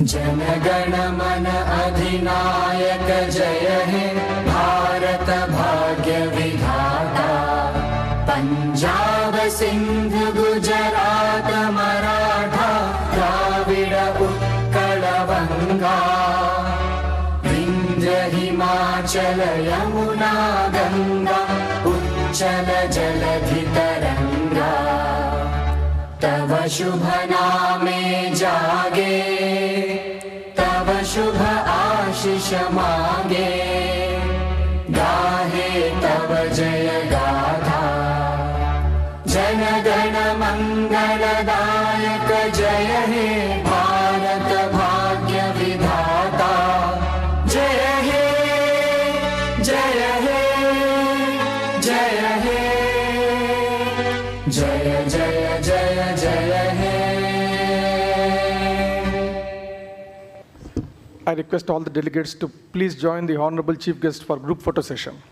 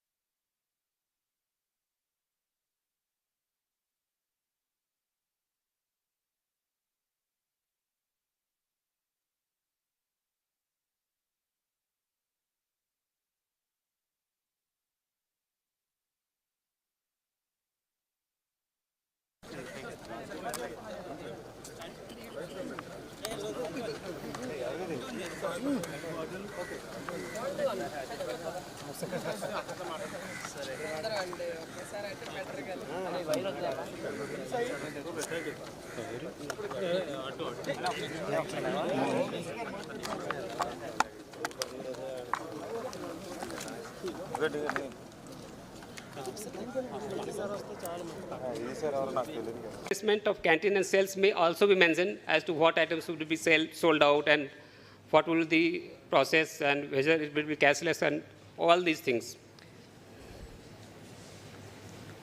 Sir, aftercare and rehabilitation services, our colleague will be elaborating that.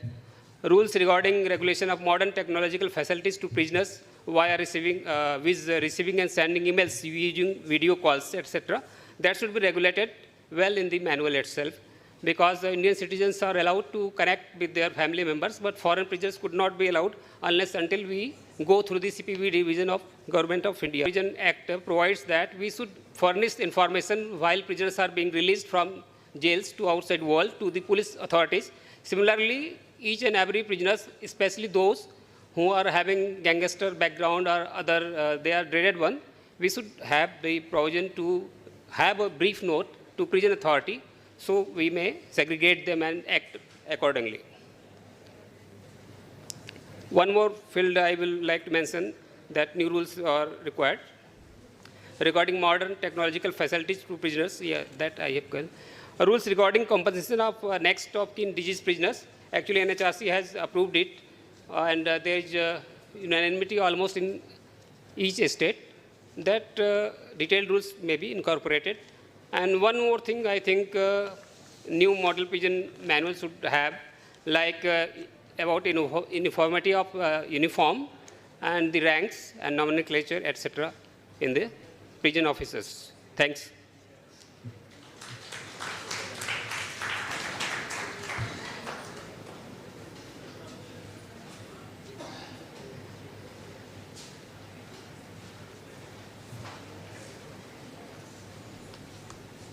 Respected senior officers, a very good afternoon to you all.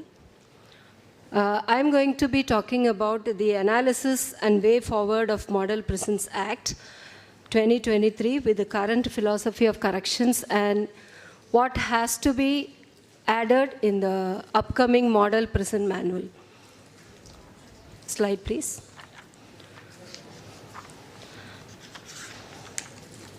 I had prepared a 45-minute presentation. I understand the emotion of the crowd, and so I cut it short, and I moved to a few slides.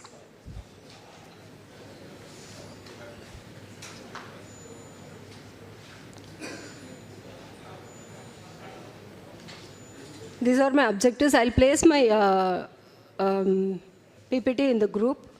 The topics covered in this presentation is sentence planning, Directorate of Prisons and Correctional Administration, women prisoners and transgender inmates, gender-specific care, aftercare and follow-up of released persons from prison, legal aid provisions for the prison inmates during their stay in prison, mental health of prison inmates, young offenders care, protection and reformation, prison development board, geriatric care for prisoners. Sentence planning for prison inmates includes designing a comprehensive and individualized plan to address the needs of the inmates and risks they pose or the threat they possess during and after incarceration.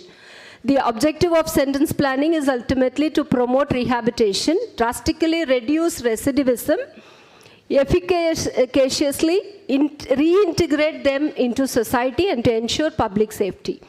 This is a unique plan, and one size does not fit all. So it differs from person to person, very individualized plan, tailored to the distinctive needs of each offender. It goes through these steps: assessment, evaluation, risk assessment, needs identification of each and every individual, goal setting for that individual, intervention planning, program selection, resource allocation, case management, progress monitoring, getting feedback, and going ahead with the planning. And this is four points to remember: collaboration for a coordinated approach, re-entry planning, review and evaluation, documentation is a must in sentence planning. These are the steps which I just now mentioned. There should be an entry counseling and an exit counseling. In between, there is a process. Individualized care is planned, implemented, evaluated, and before release, we give an exit counseling, and we do follow-up with the help of probation officers. And the next topic is alternatives to imprisonment. There are certain things which is mentioned in Jan Vishwas Act 2023 also. Paying restitution to the victim, serving your sentence on house arrest, work release program like open air Sangarer. This will be very much suitable for prisoners who have crossed 7 years or so. They can be released on work release following the model of open prison Sanganer. Weekend parole for women prisoners, which is prevalent in other. To emergencies, whatever be the emergency, without alarm, they should be able to be present in that place of occurrence within no time to solve the issues. So all these things we've been already doing, which needs to find its way into the model prison manual. As I told earlier, way forward, Young Offenders Act has to be there. Specific written policies,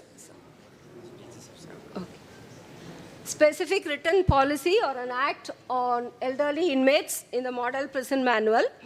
Pattam Paravai project, these initiatives can be added in every state in India. Mental health, as Mr. Pandey mentioned, Mental Health Act, Transgender Act, everything has to be incorporated into the model prison manual. Yes. So with this, I close this presentation. Next slide, please. The next presentation is on Jan Vishwas Act 2023.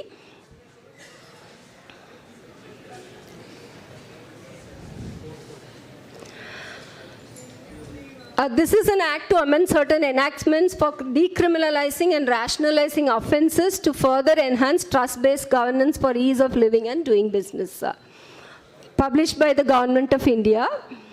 Decriminalization and rationalization of 183 provisions in 42 central acts administered by 19 ministries and departments. And the Act impacts 42 central acts, including ones related to agriculture, commerce, defense, economic affairs, information technology, environment, health, transportation, and more. The nature of amendments found in this Act is removal of imprisonment and or fine, removal of imprisonment, enhancement of fine, conversion of imprisonment and fine to penalty, introduction of compounding.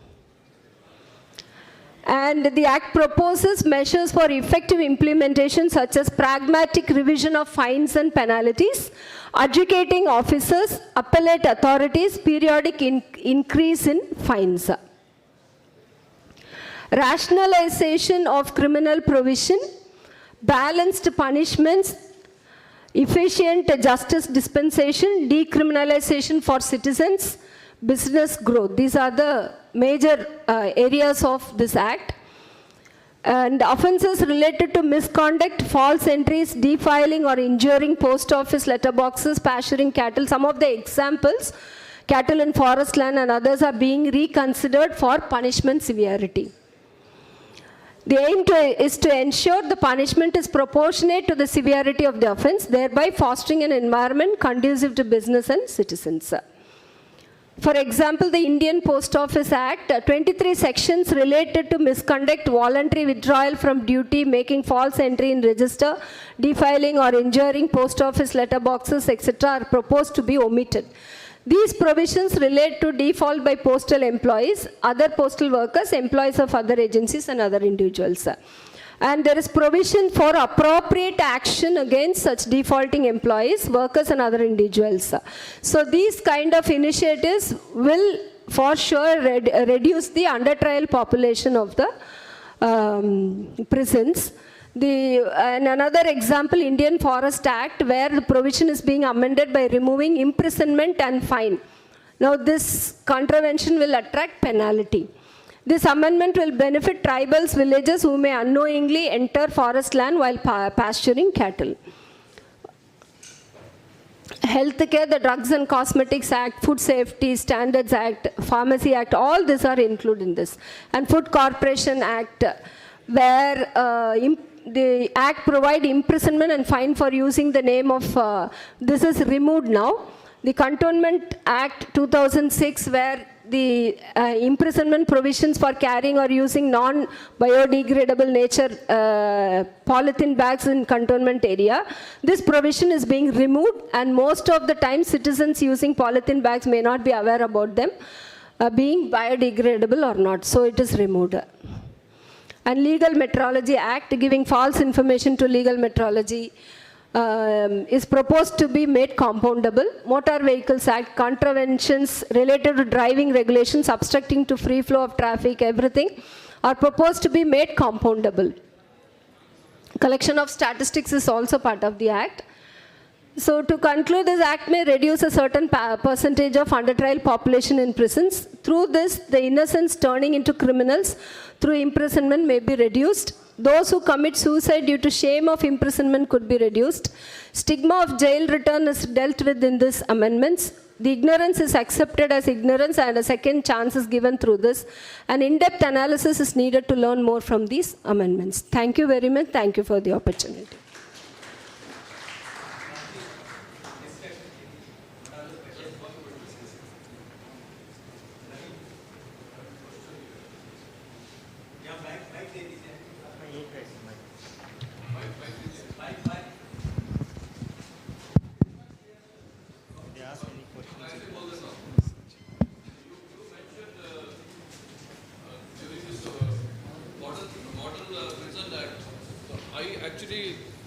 I actually couldn't get it. Is there any section which protects the prison officials from unnecessary and frivolous and motivated prosecution? Like we have a 132 CRPC in 132 CRPC, it protects the police officials from frivolous and motivated prosecutions. Is there any section in the Model Prisons Act to provide similar protection to prison officials? That's my first question. Yes, sir. There is a section which states that if anything is done in good faith by prison officers, he won't be prosecuted for that. It is there? Yeah, it's there. Okay, thank you. And second thing is just an observation. You said it provides for escort by prison officials also. No, that is not there. Can you clarify that? Yeah, that is not there. But section provides that whensoever there is requisition for the production in case of hospitalization, the police must provide the force. No, I hope that we are very clear about it, because already we are reeling under vacancies. And if escort is also given to prison officials, the police will conveniently say prison officials should escort. Sir, there is always, there already is provision in police escort and guard rules, especially in UP, that whensoever there is a vacancy more than 20% of the sanctioned post, police superintendent has to provide the escort. And we are having police escort for hospitalization of prisoners.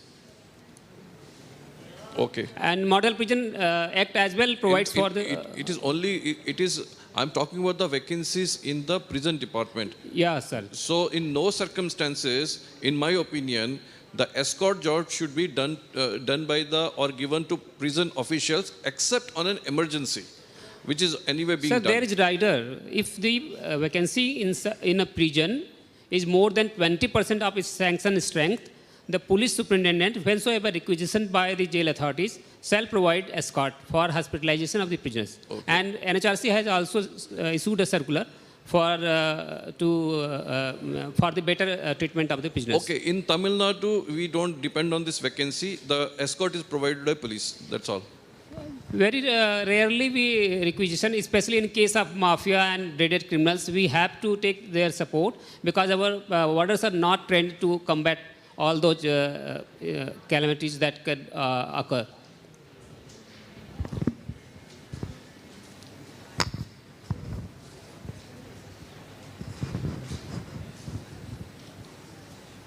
We are facing one situation in Karnataka. We do generally request for escorts for sending prisoners to hospitals. Many a times escorts would not be provided, and particularly in emergency cases, it is inevitable for the prison personnel to take them to the hospitals. So, during these circumstances, some untoward incident happens, like escape, something like that. Can we have immunity for the prison personnel? Sir, there is always immunity, but there is a special act, Prisoners Attendance in Court Act 1950, that is Central Act, and each and every state has made rules in accordance in consonance with that act. So in our UP and I think in most of the states, this is the part of police department to provide escort for the production in the court. And this is very rare phenomena. I have come to know first that prison staff is producing some prisoner inside court. You should not, rather you insist for the video conferencing or other IP address systems. No, this is not pertaining to production to the courts. Yeah, for hospitalization, etc. Yeah, only during emergency situations. Yeah, Model Prison Act provides for that. And our Chief Secretary has circulated twice this order for all the district magistrate and police officers as well to provide for the hospitalization escort.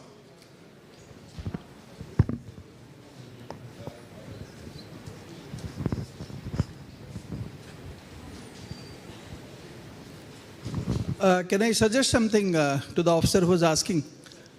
Actually, this problem is there in many places, no doubt about it. So what we have done in important places where we have quite frequently some prisoner or other, they go to the hospitals, they are being sent, and you do not get a timely police support. What you do, we have requested them to provide a one guard with 1 + 4 strength, 1 head constable, 4 constable strength. In Uttar Pradesh, every jail has a jail chowki, outpost of the jail, and they have attached there only, so that as and when necessary, he is there under the command of the superintendent of the police, superintendent of the jail. So whenever he requires, he can send. We have done it in few districts now. That they have given almost a full time for us. Those people will be there, say, for a fortnight or 1 month or maybe week, depending on the district SP's choice. But then they will be rotated, So that rotation will be there. No one will be fixed for that duty. And side by side, you do not wait for them to come, and every time you get an order from the superintendent of the police that we need a police guard. So this practice has started in some of the district, but we are planning to cover all the district by this system. Thank you.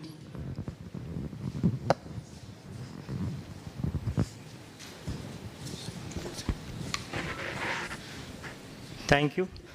Thank you, ma'am, for your detailed presentation on Model Prisons Act and Janvishwar Act. Now I request Shri Balram Upadhyay, ADG Prisons Kerala, to present mementos to the both panelists as a mark of respect and gratitude. Sir.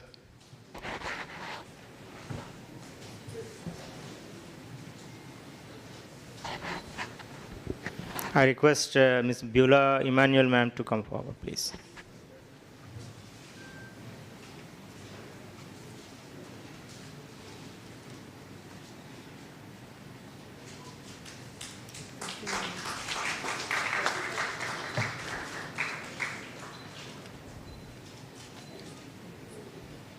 Thank you, sir.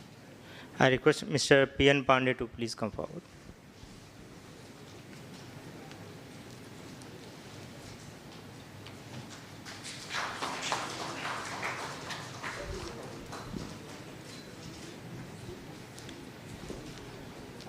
Thank you, sir.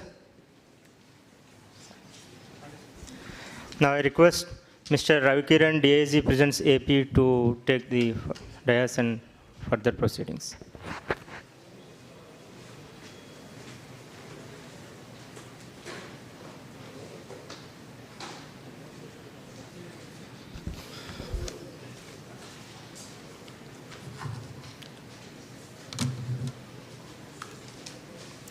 Thank you, sir. There are few dignitaries without whose support this conference would not have been successful. As such, it is proposed to facilitate the dignitaries from both the Bureau of Police Research and Development and the Andhra Pradesh Prisons Department for their relentless support and help throughout the conference. I request the Director General BPRND to please come onto the dais. Sir, I also request the Director General of Prisons and Correctional Services, Andhra Pradesh, to please come onto the dais. Sir.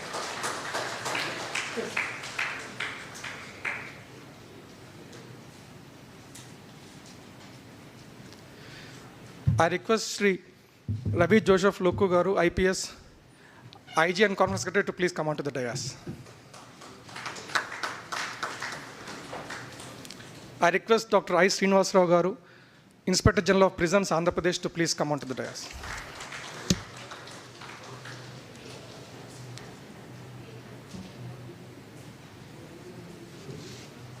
Respected DG Sir, BPRND, it has been a privilege to host you here, sir. You have been a pillar of support, and whenever Sir sends any type of stress in any of the committee heads, he immediately ensured that that tension is immediately relaxed. Sir, I thank you from the bottom of the heart, sir. You have been a source of inspiration to us. I request the Director General of Prisons, Andhra Pradesh, to kindly present a memento to the Director General BPRND.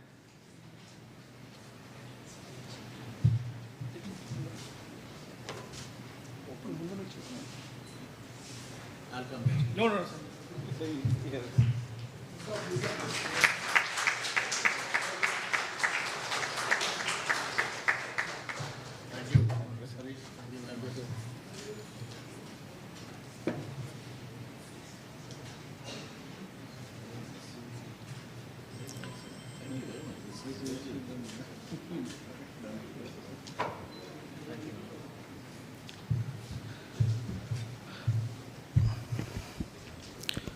From the moment the Andhra Pradesh Prisons Department has decided to conduct this conference, the DG sir has given us a free hand. He just gave us some brief guidelines and completely ensured that every committee head will do his task, allotted task, as per his wish, but within the guidelines. Sir, without your support, this conference would not have been successful, sir. I request the Director General BPRND to kindly present a memento to Director General of Prisons, Andhra Pradesh.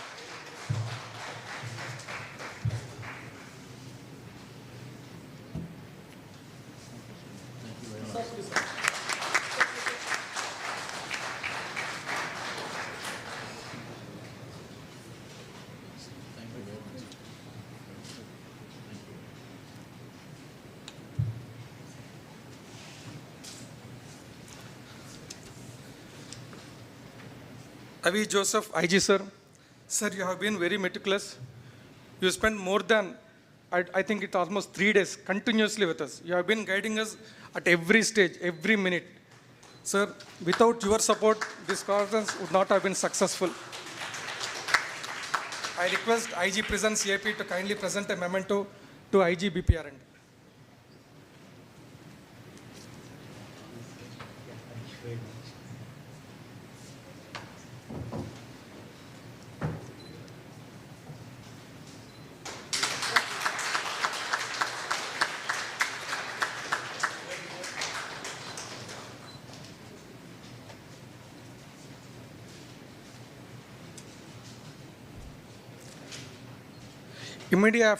Immediately after, my DG sir has given the task of conducting this conference. Unless there is no involvement of the IG sir, Dr. I. Srinivas Garu, this event would not have been successful. He has ensured that he meets each and every person, he gives them their specific tasks and ensures that the task has been completed within time. Sir, your help has been very tremendous, sir.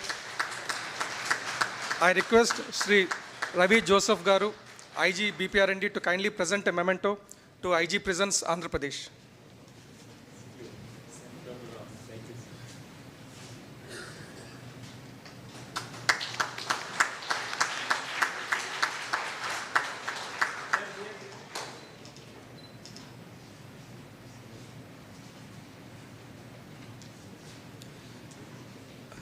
So we are at the end of the session.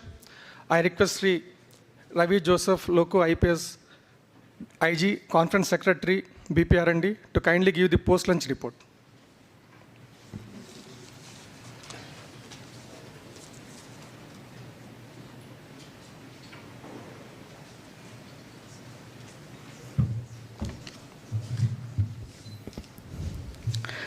Before I give my post-lunch report, I want to say a few words. Like a true leader, a successful leader, always keeps his 2IC strong and stand as a pillar of motivation. Sir, both of you, sir, the DG BPRND, sir, and DG Prisons and the Principal Secretary Home, AP Government, sir, both of you, you have trusted me and the IG Prisons, Andhra Pradesh government, and you have, both of you have given us the free hand to deal with any challenge or anything, decision making, everything. So, sir, we both are very thankful to both of you, sir, that as a true leader, sir, you trusted us and made this event successful, sir. From the team BPRND and from the team Andhra Pradesh Prison Department, sir, we give you big claps, sir. Thank you. I would request everybody to stand and give the standing ovation to both the officers. Without their leadership, we couldn't have done this one. Thank you very much, sir. Thank you very much, sir.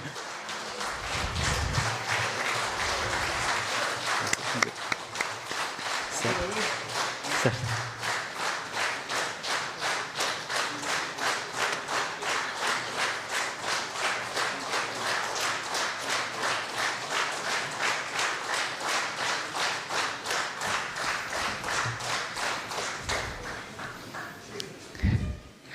If anyone who missed very much what his heart desire, it was me, because I would love to sit there as a delegate and enjoy each bit of the session, because I'm so passionate about this new assignment which DG sir has given me.